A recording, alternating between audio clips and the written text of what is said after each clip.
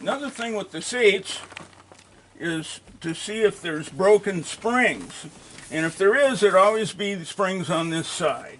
And it'll be definitely easier to push down. This, fortunately, has good springs. And of course, you want to look over your upholstery.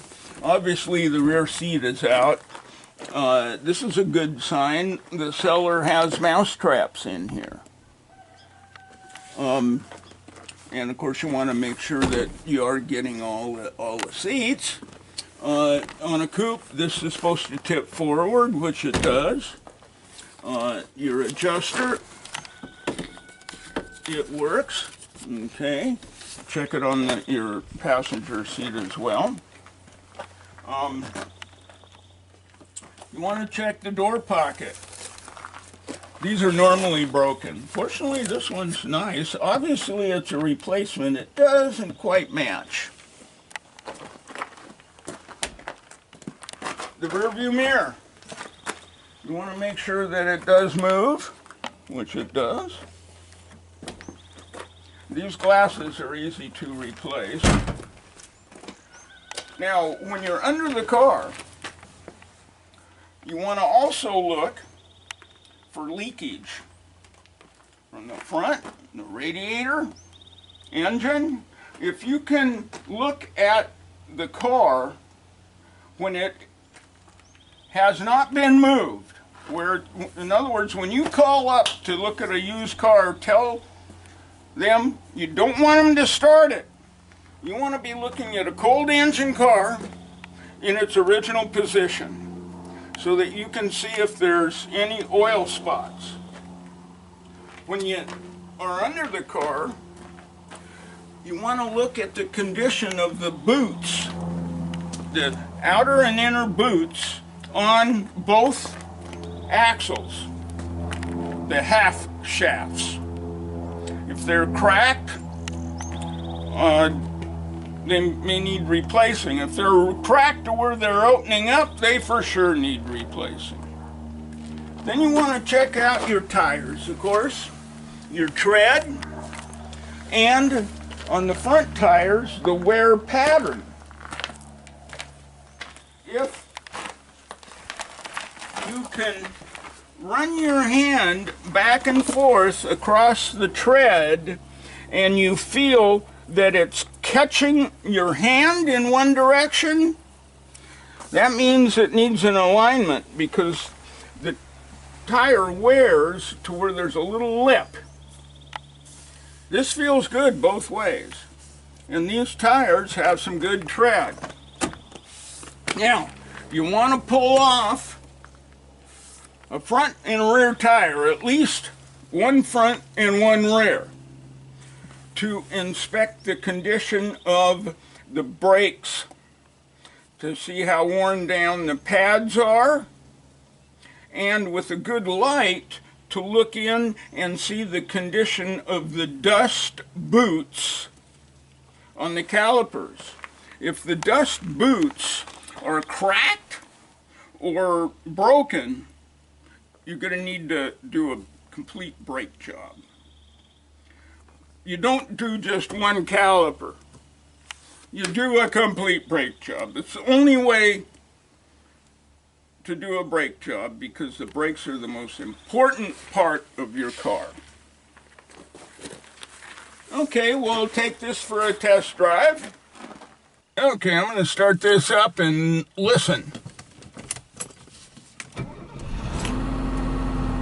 Sounds good. And it started right up easy. So we're going to take her for a cruise here and see how it handles.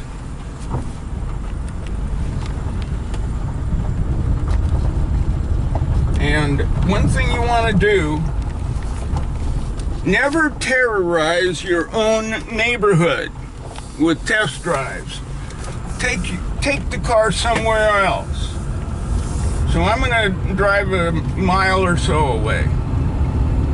Okay, I'm out on a straightaway where there's no houses, and I'm seeing how it handles going down the road. I'm having to give it a little bit because roads are crowned. Now I'm going to slowly push on the brakes and see how well it pulls to the left a little bit. Now I'm going to hit the brakes fast. It does pull a little bit to the left. So that's something to check out. Also, we want to get going at a pretty good clip and see if the car wanders around.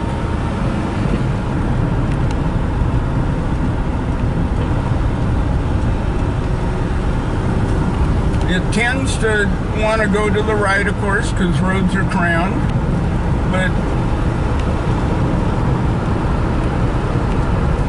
it's pretty tight steering-wise. That's something that we can check as well by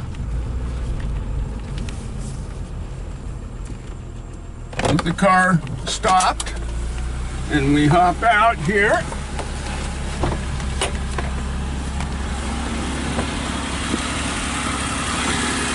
With the engine running, because we want the power steering pressure to be up, I'm going to just wiggle this steering wheel a teeny bit. And by golly, this tire moves.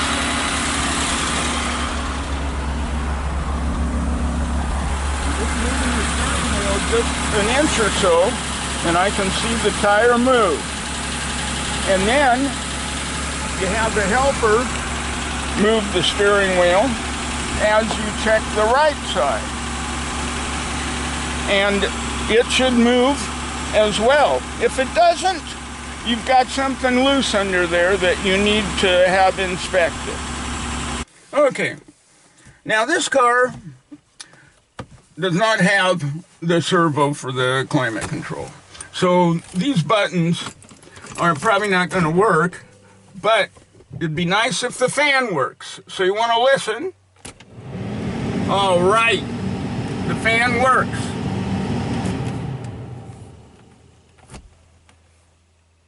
It does not work on the bi-level. Normally it requires the engine warmed up for that to function, and the engine is warmed up. So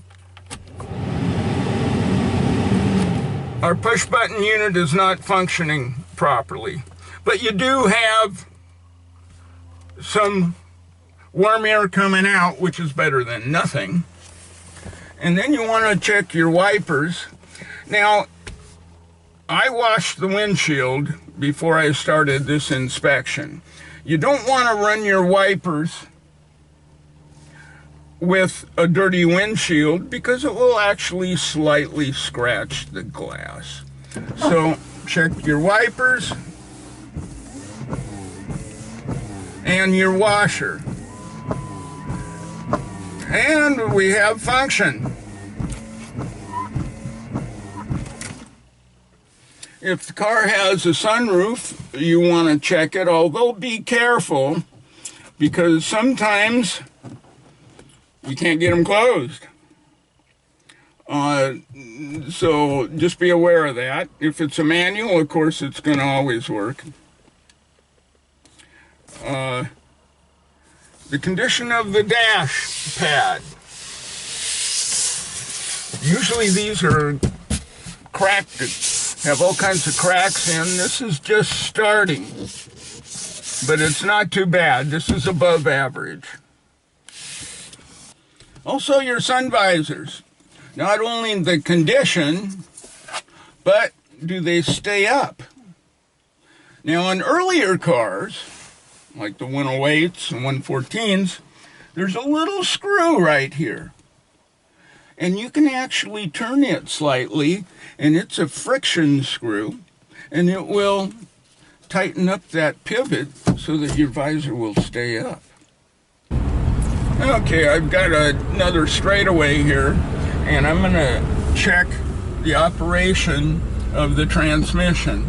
If you've got a manual, of course, you want to go through the gears, go up and down through the gear selection. So I've got low here.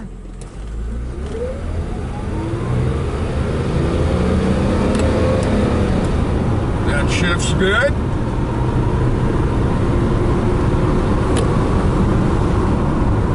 And that shifted again.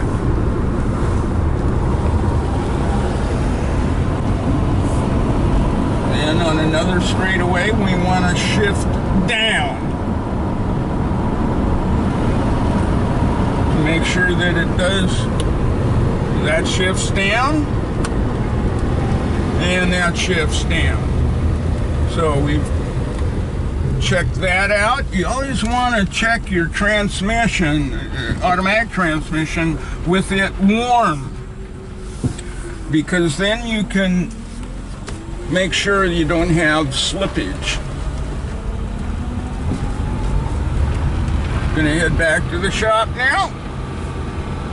Okay, now this is nice. This car comes with jumper cables. You want to make sure you got a jack and a lug wrench. And I pulled this out of my bin in the shop.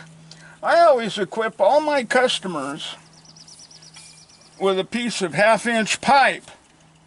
This will go over your lug wrench, and sometimes your lug bolts can be so tight that you can't get them off with this wrench. So it's nice having a helper. And also, it's nice having brake fluid, water, there's oil, and since this is an automatic transmission, you should also carry a container of tranny fluid and a very small funnel. Now note that the filler tube on Mercedes automatic transmissions is smaller than your conventional funnel that you buy in the auto parts store for putting in ATF. It won't fit in, so you need a very small funnel.